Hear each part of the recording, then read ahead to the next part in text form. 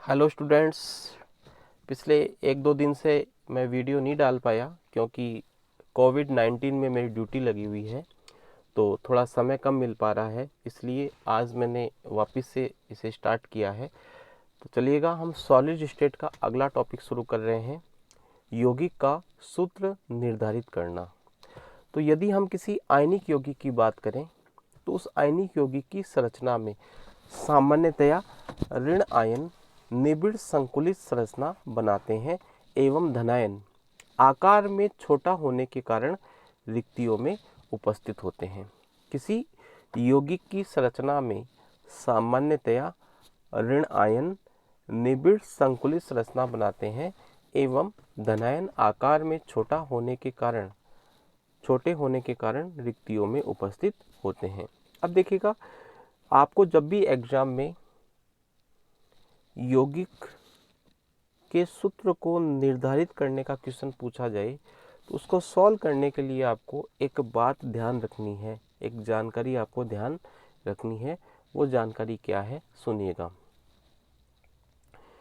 यदि किसी निबिड़ संकुलन में अवयवी कणों की संख्या n हो, यदि किसी निबिड़ संकुलन में अवयवी कणों की संख्या n हो तो उसमें अष्टफलकीय रिक्तियों की संख्या n होती है और चतुष्फलकीय रिक्तियों की संख्या कितनी होती है, 2n होती है। जैसे मान लीजिएगा, यदि किसी निबिड़ संकुलन में अवयवी कणों की संख्या 1 है,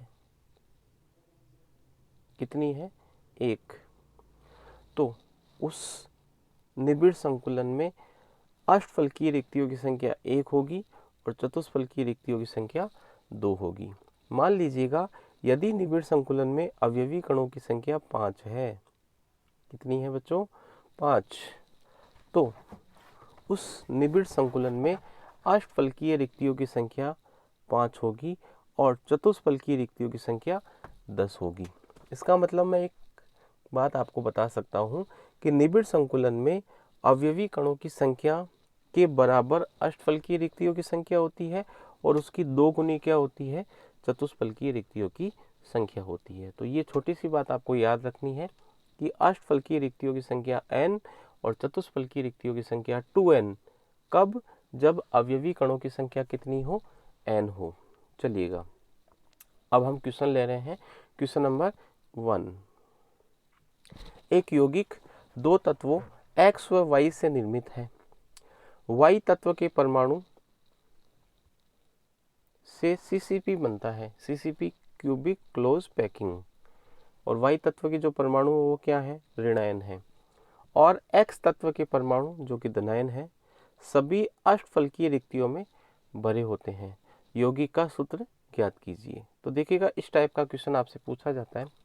तो इस टाइप के क्वेश्चन को सॉल्व करने के लिए सबसे पहले आपको क्वेश्चन को पढ़ना है और पढ़ करके ये देखना है कि कौन से तत्व के परमाणु कोई निबिड़ संकुलित संरचना बना रहे हैं, और जिस तत्व के परमाणु निबिड़ संकुलित संरचना बना रहे हैं उनको आपको 1 मान लेना है। कितना मान लेना है, 1। और 1 मानने से क्या होगा, इससे होगा ये कि आप अष्टफलकीय रिक्तियों की संख्या मालूम कर पाओगे और आप मालूम कर पाओगे चतुष्फलकीय रिक्तियों की संख्या। तो मैंने क्या बताया, मैंने बताया कि जब भी आपको एग्जाम में यौगिक के सूत्र को निर्धारित करने का क्वेश्चन पूछा जाए तो क्वेश्चन को पहले पढ़ना है, पढ़ करके देखना है कि किस तत्व के परमाणु CCP, HCP या FCC प्रकार की संरचना बना रहे हैं।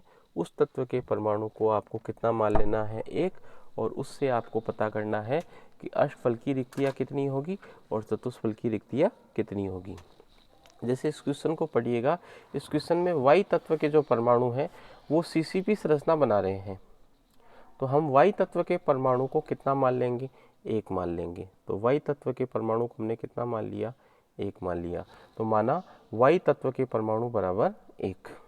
अब हम क्या करेंगे, अष्टफलकीय रिक्तियों की संख्या निकाल लेंगे। तो Y तत्व के परमाणु की संख्या 1 मान ली, तो मैंने आपको बताया था कि किसी निबिड़ संकुलित संरचना में अवयवी कणों की संख्या जो होती है उसके बराबरी क्या होती है, अष्टफलकीय रिक्तियों की संख्या। तो बताओ अष्टफलकीय रिक्तियों की संख्या कितनी हो जाएगी, 1। अब देखिएगा अष्टफलकीय रिक्तियों की संख्या अगर 1 है तो बताओ मुझे x तत्व के परमाणुओं की संख्या भी कितनी होगी, 1 ही होगी। क्यों? क्योंकि सभी अष्टफलकीय रिक्तियां भरी हुई है। तो बताओ x तत्व के परमाणुओं की संख्या कितनी हो गई, 1 हो गई। इसलिए यौगिक का सूत्र क्या हो गया, AB हो गया। तो आपको समझ में आया होगा। चलिएगा अगला क्वेश्चन हम देखते हैं, क्वेश्चन नंबर 2। तत्व B के परमाणुओं से HCP जालक बनता है। इसका मतलब HCP जालक कौन बना रहा है, B तत्व के परमाणु बना रहे हैं। तो हमें B तत्व के परमाणुओं की संख्या कितनी मान लेनी है, 1 मान लेनी है। ठीक है, आगे देखिएगा। और तत्व A के परमाणु 2/3 चतुष्फलकीय रिक्तियों को भरते हैं। A व B तत्वों से बनने वाले यौगिक का सूत्र निर्धारित कीजिए या ज्ञात कीजिए। तो कैसे करेंगे क्वेश्चन को, सबसे पहले हम क्या करेंगे, माना तत्व B के परमाणुओं की संख्या बराबर 1। तो बताओ B के परमाणुओं की संख्या यदि 1 है तो अष्टफलकीय रिक्तियों की संख्या भी कितनी होगी, 1 होगी। लेकिन सवाल में अष्टफलकीय रिक्तियों से संबंधित कोई बात ही नहीं लिखी हुई। किससे संबंधित बात लिखी हुई है, चतुष्फलकीय रिक्तियों से संबंधित। तो हम क्या करेंगे, चतुष्फलकीय रिक्तियों की संख्या ज्ञात करेंगे। तो बताओ चतुष्फलकीय रिक्तियों की संख्या अष्टफलकीय रिक्तियों की संख्या से दोगुनी होती है। तो बताओ चतुष्फलकीय रिक्तियों की संख्या कितनी हो गई, 2 हो गई। चतुष्फलकीय रिक्तियों की संख्या कितनी हो गई, 2। अब ये कह रहा है कि तत्व A के जो परमाणु हैं वो चतुष्फलकीय रिक्तियों के 2/3 भाग को घेरते हैं। तो इसका मतलब हम कह सकते हैं कि A तत्व के जो परमाणु होंगे उनकी संख्या कितनी होगी, 2 गुणा 2/3 अर्थात 4/3 होगी। पढ़ लीजिएगा एक बार इसको। चूंकि कुल चतुष्फलकीय रिक्तियों का 2/3 भाग A तत्व के परमाणुओं के द्वारा भरा जाता है, अतः A तत्व के परमाणुओं की संख्या 2 गुणा 2/3 होगी अर्थात 4/3 होगी। चलिएगा अब देखिएगा A तत्व के परमाणु की संख्या 4/3 आई और B तत्व के परमाणु की संख्या कितनी आई, 1 आई। A तत्व के परमाणुओं की संख्या कितनी आई, 4/3 आई और B तत्व के परमाणु की संख्या कितनी आई, 1 आई। तो कायदे से सूत्र ये होना चाहिए, A 4/3 और B। लेकिन इस टाइप से कभी भी किसी यौगिक के सूत्र को नहीं लिखा जाता। तो हमें क्या करना है, 4/3 अनुपात 1 का सरल अनुपात निकालना है। तो हम क्या करेंगे, देखिएगा हम क्या करेंगे, इसको सॉल्व करने के लिए पहले 4/3 लिख लेंगे, फिर अनुपात लगा के 1/1 लिखेंगे, फिर हम इसका क्या ले लेंगे, लघुत्तम ले लेंगे। बताओ लघुत्तम कितना आया, 3 आया। फिर इसको सॉल्व करेंगे, 3 में 3 का भाग दिया कितना आएगा, 1, और 1 को 4 से गुणा करोगे तो बताओ कितना आएगा, 4। फिर अनुपात 3 में 1 का भाग दो, कितना आया, 3। 3 को 1 से गुणा करो, कितना आया, 3। तो ये आ गया 4/3।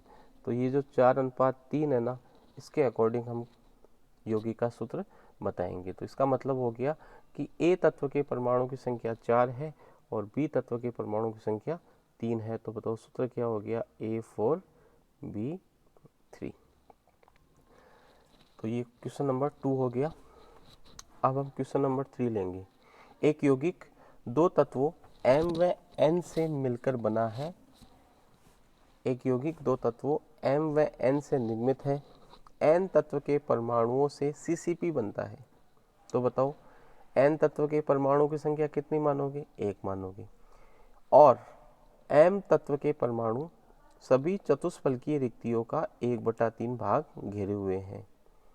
यौगिक का सूत्र ज्ञात कीजिए। तो कैसे करेंगे, देखो सबसे पहले हम क्या करेंगे, सबसे पहले हम N तत्व के परमाणु की संख्या को 1 मान लेंगे।